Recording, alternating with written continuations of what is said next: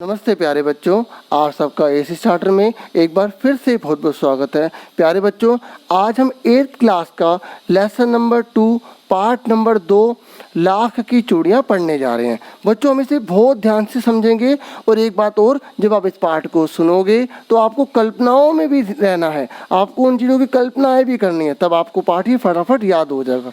ये एक याद करने की बहुत अच्छी टेक्नोलॉजी होती है बच्चों, तकनीक होती है जिसमें हम बहुत अच्छे से समझ लेते हैं और हम इसमें मज़े भी करेंगे बच्चों। चलो आओ स्टार्ट करें। सारे गाँव में बदलू मुझे सबसे अच्छा आदमी लगता था, क्योंकि वह मुझे सुंदर सुंदर लाख की गोलियाँ बना कर देता था। लाख एक प्रकार की बच्चों मिट्टी होती है, ठीक है, और इससे वो क्या बना के देता था, उसे सुंदर सुंदर गोलियां बना के देता था, और ये रंग बिरंगी भी होती है। मुझे अपने मामा के गांव जाने का सबसे बड़ा चाव यही था कि जब मैं वहां से लौटता था तो मेरे पास ढेर सारी गोलियां होती, रंग बिरंगी गोलियां, जो किसी भी बच्चे का मन मोह लेती। जब लेखक बहुत छोटा था ना, तो उसको ये बहुत अच्छा लगता था। हर छोटे बच्चों को रंग बिरंगी चीज़ें कितनी अच्छी लगती है, आज उसे ला के दो, उसका मन कितना लग जाएगा। ऐसे लेखक का मन बहुत ज़्यादा लगता था। वैसे तो मेरे मामा के गांव का होने के कारण मुझे बदलू को बदलू मामा कहना चाहिए था, परंतु मैं उसे बदलू मामा ना कहकर बदलू काका कहा करता था।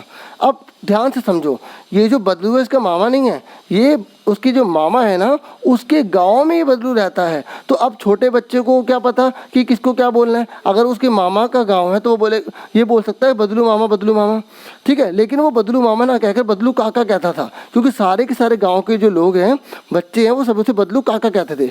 अगर एग्जाम में क्वेश्चन पूछ ले कि बदलू मामा को बदलू मामा ना कहकर बदलू काका क्यों कहता था, तो आप क्या बोलोगे, गाँव के सारे जो लोग हैं और जो बच्चे हैं, स्पेशली मुख्य रूप से जो बच्चे हैं, वो क्या कहते थे, उन्हें बदलू काका कहते थे। इसलिए जो लेखक है वो बदलू मामा ना कहकर बदलू काका कहता था। समझ में आ गया इस क्वेश्चन को, और अच्छे समझ लिया। आगे सुनो बच्चों। मकान के सामने, जैसा कि गांव के सभी बच्चे उसे कहा करते थे, ठीक है, ये मैंने बता दिया आपको। बदलू का मकान कुछ ऊंचे पर बना था, मतलब ऊंचाई पर बना था। कल्पना कर रहे हो ना बच्चों।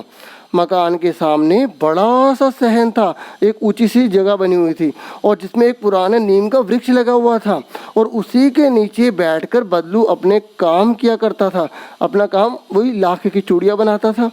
बगल में भट्टी दहकती रहती थी। पता है भट्टी क्या होती है? जिसके अंदर बहुत ज़रा आग, बहुत गर्मी होती है, जो कठोर से कठोर चीज़ को पिघला देती है, ठीक है। नॉर्मल जो आग होती है, सामान्य जो आग होती है, उसमें नहीं पिघलेगी, ठीक है। बहुत ज़्यादा आग चाहिए होती है बच्चों, बहुत ज़्यादा टेम्परेचर चाहिए होता है। कहने का मतलब ये, तापमान बहुत ज़्यादा चाहिए होता है, जिसमें वह लाख पिघलाया करता था। लिखा है ना।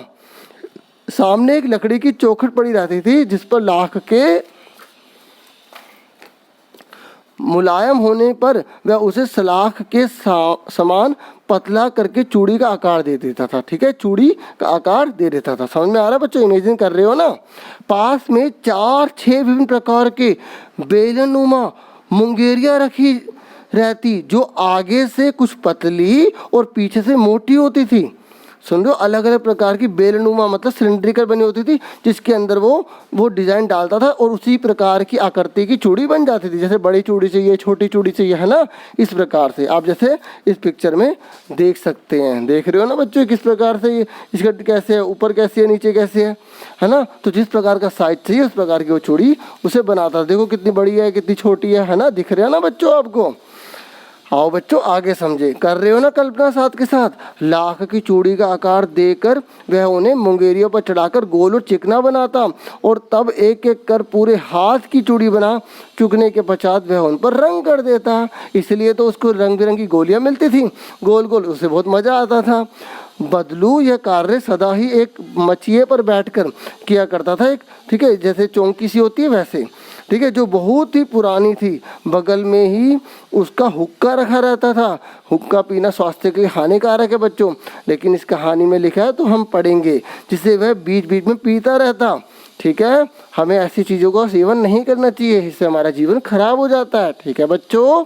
गाँव में मेरा दोपहर का समय अधिकतर बदलू के पास बीता, मतलब जो लेखक है वो बदलू के पास ही जाता था, ठीक है। लेखक कितना अच्छा है ना। लेखक को भी पता होगा कि ये गलत चीज़ है, उसका इस्तेमाल नहीं करना, ठीक है। और आपको भी कभी गलत चीज़ का इस्तेमाल नहीं करना बच्चों, और आपने माता पिता से पूछना चाहिए कि ये इस्तेमाल सही है या गलत है, ठीक है। वह मुझे लला कहकर क्या करता है, ओ लल्ला, अरे ओ लल्ला, ऐसे मेरे पहुंचते ही मेरे लिए तुरंत एक मच्छियाँ मंगा देता।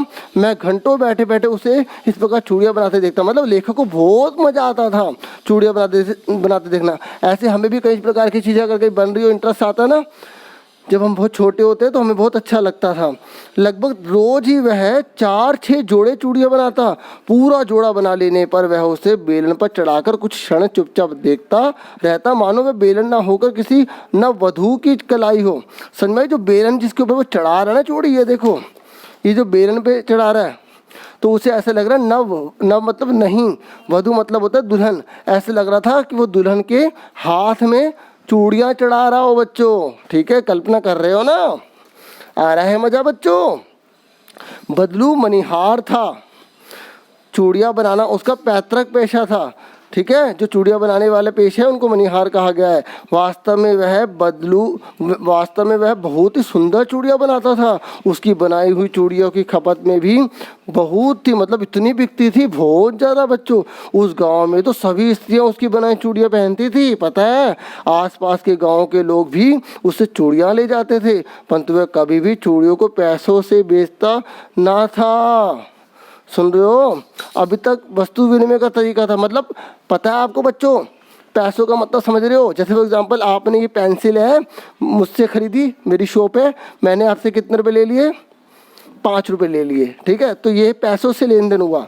लेकिन उसके ज़माने में वस्तु विनिमय था। क्या था, वस्तु विनिमय। ये एग्ज़ाम में क्वेश्चन जरूर आता है, ये प्रश्न जरूर आएगा। वस्तु विनिमय किसे कहते हैं?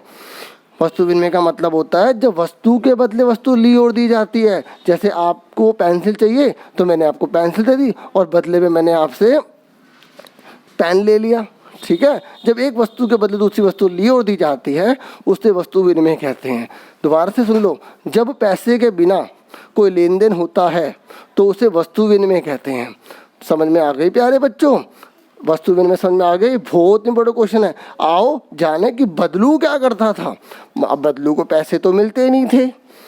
जब बदलू को पैसे नहीं मिलते थे तो वो उन चूड़ियों के बदले क्या लेता था? सोचो सोचो, क्या लेता होगा? अब बताओ बच्चों, क्या सोचा कुछ कि क्या लेता होगा? सिंपल सी बात है, थोड़ा सोचोगे तो आपको पता भी लगेगा। अब वो खाली चूड़ी बनाने का काम करता है तो उसको तो अनाज भी तो चाहिए होगा, चीनी भी तो चाहिए होगी, तो यही चीज़ें लेता होगा। आओ पढ़ें, क्या क्या लेता था। लोग अनाज के बदले, देखा अनाज आ गया बच्चों, अनाज पता ना, जो गेहूँ चावल होता है वो सब, उसे चूड़ियाँ ले जाते थे। बद्दू स्वभाव से बहुत सीधा था, बड़ा सीधा साधा। आजकल सीधा साधा का ज़माना नहीं है, थोड़ा चुस्त होना चाहिए। ठीक है, लेकिन आपको बेईमानी नहीं करनी, ये नहीं बता रहा मैं, हमेशा ईमानदार भी रहो। मैंने कभी भी उसे किसी से झगड़ते नहीं देखा। बड़ा सिंपल आदमी है, बड़ा ही साधारण। बच्चों कल्पना कर रहे हो ना बच्चों, मन में आ रहा है झगड़ा लड़ाइयाँ कि आपने कितना झगड़ा किया है। ठीक है, तो कल्पना भी करते रहो, अच्छे से याद होगा। हाँ, शादी विवाह के अवसरों पर वह अवश्य जिद पकड़ जाता था।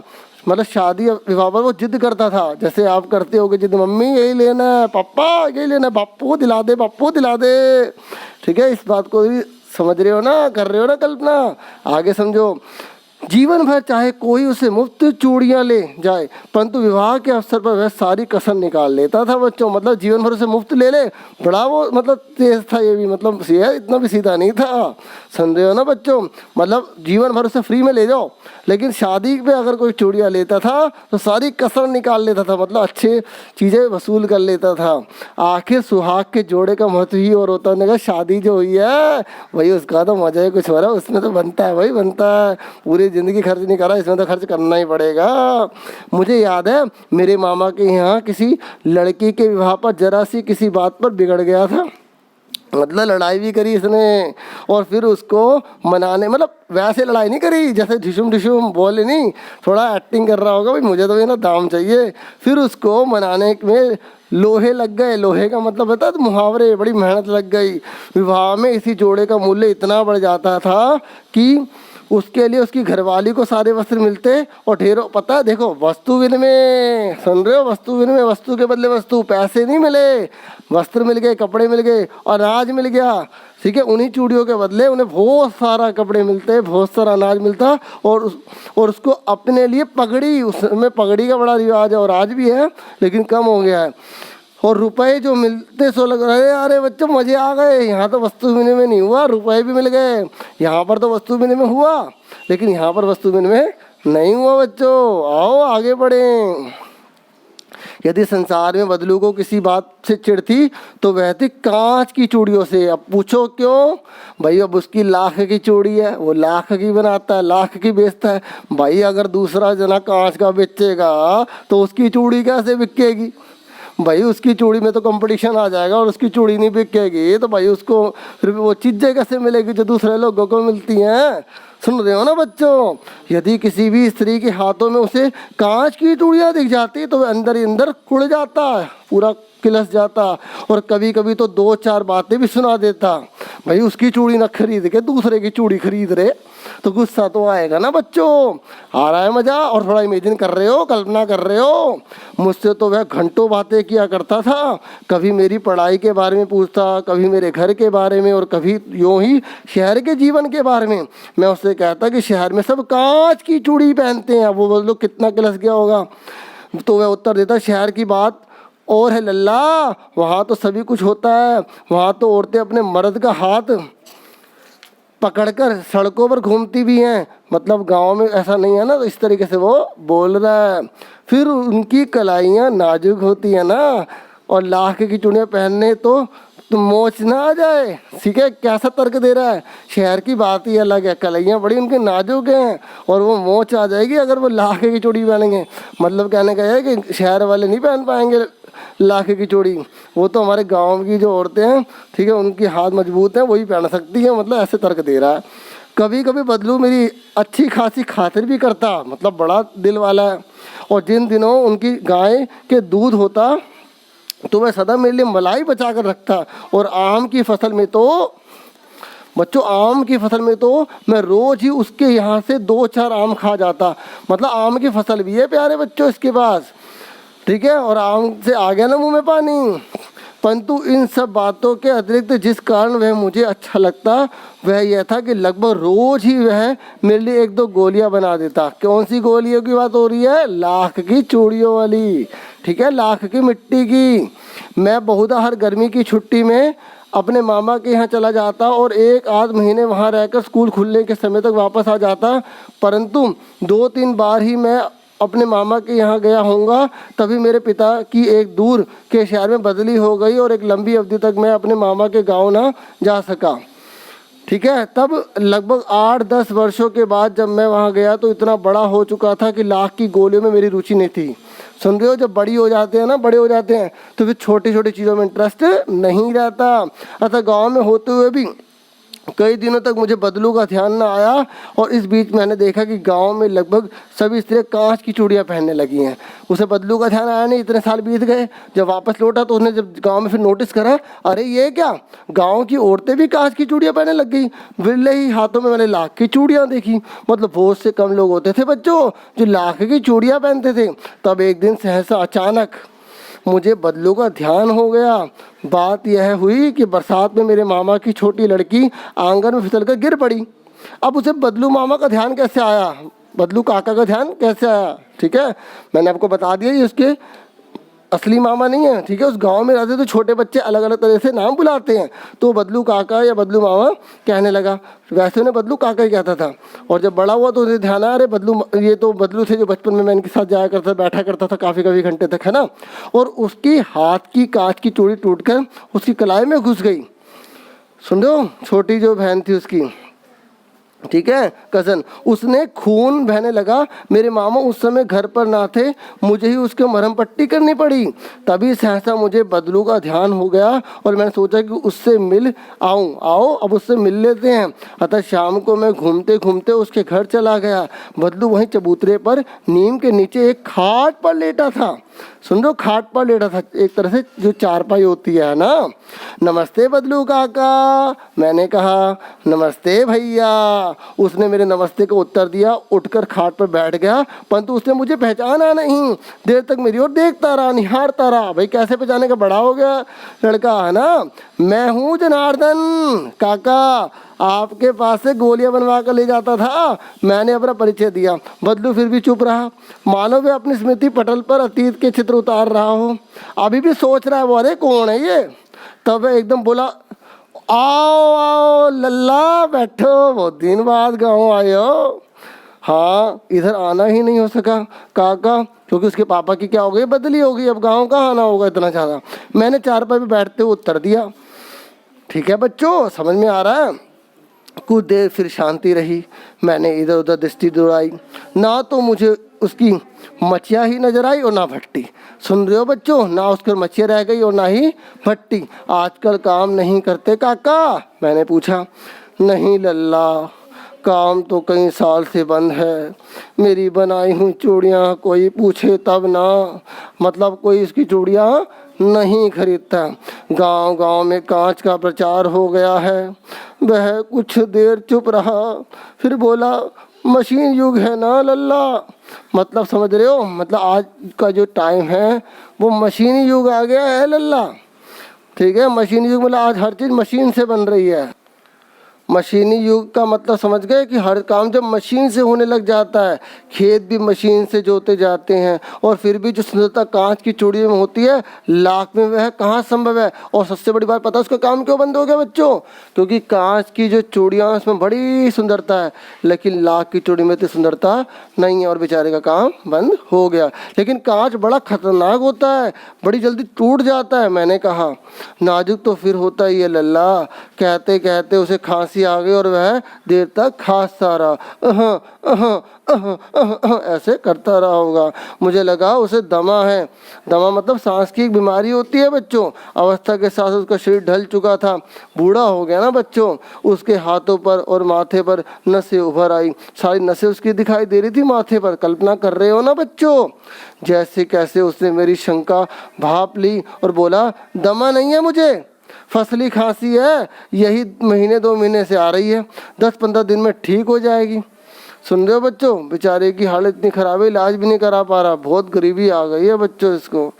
मैं चुप रहा, मुझे लगा उसके अंदर कोई बहुत बड़ी व्यथा छिपी है, व्यथा मतलब दुख छिपा है।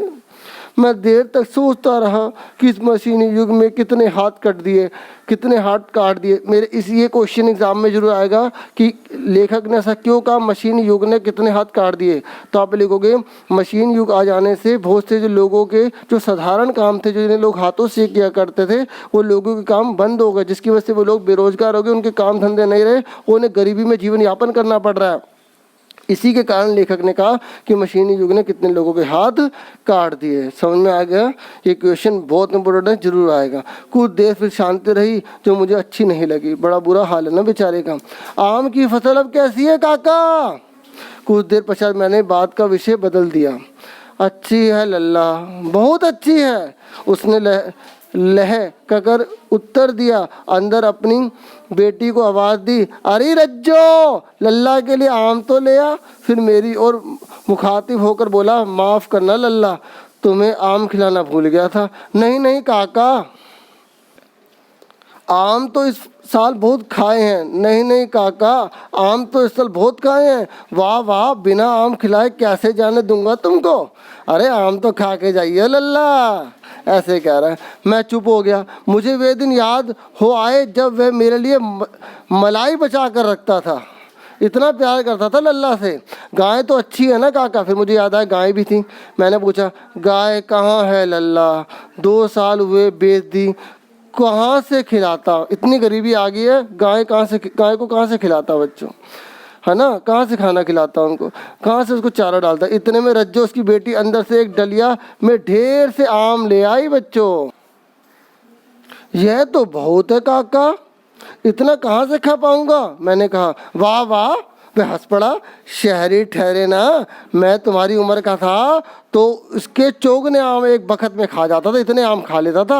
आप लोगों की बात और है। मैंने उत्तर दिया, अच्छा बेटी लल्ला को 4-5 आम छांट कर दो, सिंदूरी वाले देना, सिंदूरी वाले। ठीक है, देखो लल्ला कैसे हैं, इसी साल ये पेड़ तैयार हुआ है। लल्ला इसी साल ये पेड़ तैयार हुआ, मतलब इस साल पेड़ आम दे रहा है पहली बार। ठीक है, रज्जो ने 4-5 आम अंजलि में लेकर मेरी ओर बढ़ा दिए। आम लेने के लिए मैंने हाथ बढ़ाया तो मेरी निगाह एक क्षण के लिए उसके हाथों पर ठिठक गई। गोरी गोरी कलैया पर लाख की चूड़ियाँ बहुत ही फब रही थी। उसने लाख की चूड़ियाँ पहनी थी रज्जो ने, और बदलू ने मेरी दृष्टि देख ली और बोल पड़ा, यही आखिरी जोड़ा बनाया था। जमींदार साहब की बेटी के विवाह पर 10 आने पैसे मुझको दे रहे थे, मैंने जोड़ा नहीं दिया और कहा शहर से ले आओ। सुन रहे हो मेरी बात? जमींदार के लिए बनाया था, सिर्फ 10 आने दे रहा था, तो उसने कहा जाओ शहर से ले आओ, तो उसने अपनी बेटी को पहना दिया। मैंने आम ले लिए और खाकर थोड़ी देर पश्चात चला गया। मुझे प्रसन्नता हुई कि बदलू ने हार कर भी हार नहीं मानी। उसका व्यक्तित्व कांच की चूड़ियों जैसा ना था जो आसानी से टूट जाए। समझ में? व्यक्तित्व का मतलब क्या है कि वो इतना कम रेट दे रहा था, उसने बेचना स्वीकार नहीं करा। कि मतलब अपने पर्सनैलिटी को बनाए रखना चाहिए। बहुत सी मुसीबतें आती है जीवन में, लेकिन हार नहीं माननी चाहिए और संघर्ष करना चाहिए। जीवन परिवर्तनशील है, दुख और सुख आएंगे और जाएंगे भी। मेरी बात समझ में आ रही है? तो हमें इस कहानी से ये शिक्षा मिलती है कि संसार में परिवर्तन हो रहा है, हमें परिवर्तन को अपनाना चाहिए और अपने आप को परिवर्तन में कर लेना चाहिए, परिवर्तन अपने अंदर कर लेना चाहिए। ठीक है, इस तरीके से आपको पूरा चैप्टर समझ में आ गया होगा। अगर आपसे पूछेगा मशीनी युग आने से बदलू के जीवन में क्या प्रभाव पड़ा, तो आप बता देना कि उस पर बहुत बुरा प्रभाव पड़ा। ठीक है, लेकिन उसने हार नहीं मानी, उसने अपने व्यक्तित्व को बनाए रखा। समझ में आ रही है मेरी बात? क्योंकि उसने देखो 10 आने में उस जमींदार को नहीं बेची और अपनी बेटी को वो तो उसने चूड़ियाँ दे दी। ठीक है, इस तरीके से उम्मीद करूँगा आपको पूरा पार्ट अच्छे समझ में आया होगा, आपको पता लग गया होगा बदलू क्या है और उसके मामा के बारे में। ठीक है, नहीं दिया हुआ है, मामा के बारे में नहीं दिया हुआ, बस ये बता रखा है कि गाँव था। ठीक है, और उम्मीद करूँगा आपको अच्छे से चैप्टर क्लियर होगा। आज के लिए इतना बहुत है, और इसी प्रकार मुझसे जुड़े रहना।